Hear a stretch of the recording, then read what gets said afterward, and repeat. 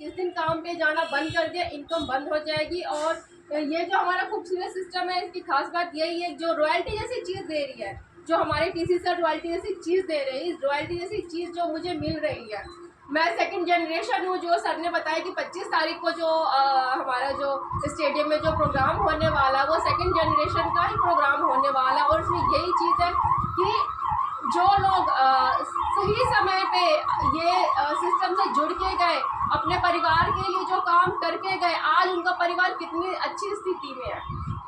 यही second generation का programme. वहाँ बहुत सारे लोग हैं, बहुत सारे लोगों के साथ बहुत सारी घटनाएं घटी है। किसी के फादर ने किया, किसी की मदर ने ये सिस्टम से जुड़े, और अगर वो लोग आज नहीं है, उसके बाद उनके घर में कितनी अच्छी इनकम आ रही है। तो मेरे हस्बैंड विपिन कुमार जी टीचर थे, प्राइवेट टीचर थे, और उनके पास जब ये सिस्टम आया तो उन्होंने इस सिस्टम को एक्सेप्ट किया। हमारे पास जब कोई अफसर आता है ना, तो हम उसमें सिर्फ कमियां ढूंढते हैं कि नहीं, इससे कुछ नहीं होने वाला, ये आलतू फालतू का काम है। मैं जिस काम को कर रहा हूँ मैं उसी में कंफर्टेबल हूँ, अधिकतर लोग यही सोचते हैं। और वो जो अफसर जो एक हमारे पास आता है, हम उसको एक्सेप्ट नहीं करते। लेकिन मेरे हस्बैंड ने इस अफसर को एक्सेप्ट किया और इसमें पार्ट टाइम काम शुरू किया। शुरुआत में पार्ट टाइम ही हर कोई काम करता है, तो मेरे हस्बैंड ने भी पार्ट टाइम काम किया इस सिस्टम में। और जब इतने पैसे आने लग गए कि एक घर अच्छे से चल सकता है, तब मेरे हस्बैंड ने इस काम को फुल टाइम किया। अपना टीचिंग लाइन उन्होंने साइड किया। कोचिंग सेंटर भी था हमारा, जहाँ पे वो स्कूल से आके बच्चों को पढ़ाते थे, उसको भी उन्होंने बंद कर दिया। और जब बंद किया, मैं एक बार इस मीटिंग में बोल चुकी हूँ कि जब मेरे हस्बैंड ने बंद किया ये सारी चीज़ें, तो मैं उस वक्त बहुत नाराज़ थी, क्योंकि मैं इस सिस्टम के बारे में ज़्यादा कुछ जानती नहीं थी और मुझे बिल्कुल भी बिलीव नहीं था ये सिस्टम के बारे में कि एक दिन ये सिस्टम मेरे इतने काम आएगा। तो ये सारी चीज़ें हुई, मैं हस्बैंड से बहुत नाराज़ हुई कि एक अच्छी खासी इनकम स्कूल से और कोचिंग सेंटर से, एक अच्छी खासी इनकम जो हमारे घर में आ रही है, वो आपने बंद कर दिया। आपने डिसीजन लिया है कि मैं अब ये काम नहीं करूँगा, टीचिंग लाइन में छोड़ूंगा, फुल टाइम आरसीएम करूँगा। और फुल टाइम आरसीएम करने का रीज़न भी सबसे बड़ा यही था कि हम जब अकेले काम करते हैं ना, तो हम एक लिमिट, हमारी सैलरी होती है, एक लिमिट में हमारे घर में इनकम आती है। लेकिन और हमारे सिर्फ 2 ही हाथ होते हैं काम करने के लिए। लेकिन जब इस तरह का काम कोई करते हैं, नेटवर्किंग काम करते हैं, डायरेक्ट सेलिंग में काम करते हैं, तो हमारे पास बहुत सारे हाथ होते हैं, बहुत सारे हाथ होते हैं। ये चीज़ मेरे हस्बैंड को बहुत अच्छी लगी और मेरे हस्बैंड इस सिस्टम से जुड़े। और ये जो हमारा आरसीएम बिजनेस है, ये काम कैसे करता है, नेटवर्क कैसे बनता है, मैं यही बताना चाहूँगी एक छोटी सी स्टोरी के जरिए।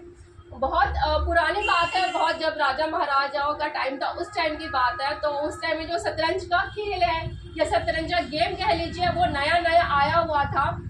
तो जो उस वक्त के राजा थे वो बहुत खुश हुए। उन्होंने कहा कि उस व्यक्ति को ढूंढा जाए जिसने ये शतरंज का खेल बनाया। मैं बहुत ही खुश हूँ जिसने इतना अच्छा खेल बनाया।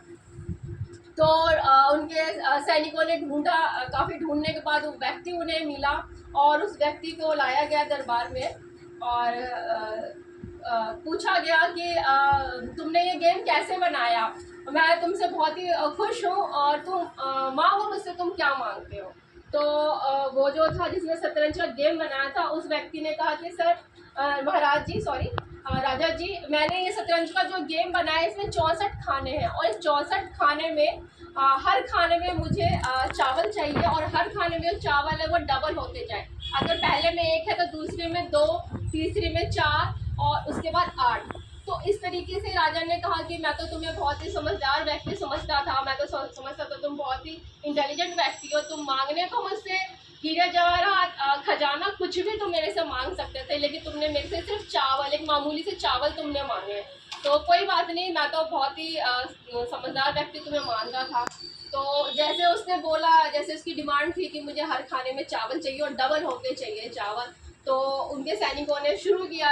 64 खाने बड़े बड़े बनाए गए और उस पर चावल रखे गए। पहले पे 1 रखा गया, दूसरे पे 2 और फिर ऐसे ऐसे डबल डबल होते गए। और डबल डबल करते हुए जब हम सेकंड लाइन में पहुंचते हैं तो सिर्फ 123 कुछ चावल हुए और उससे थोड़ा सा नीचे पहुंचे तो हज़ारों में हुए, उससे थोड़ा सा नीचे पहुंचे तो थोड़ा सा और बढ़ गया, उससे नीचे पहुंचे तो करोड़ों में हो गया।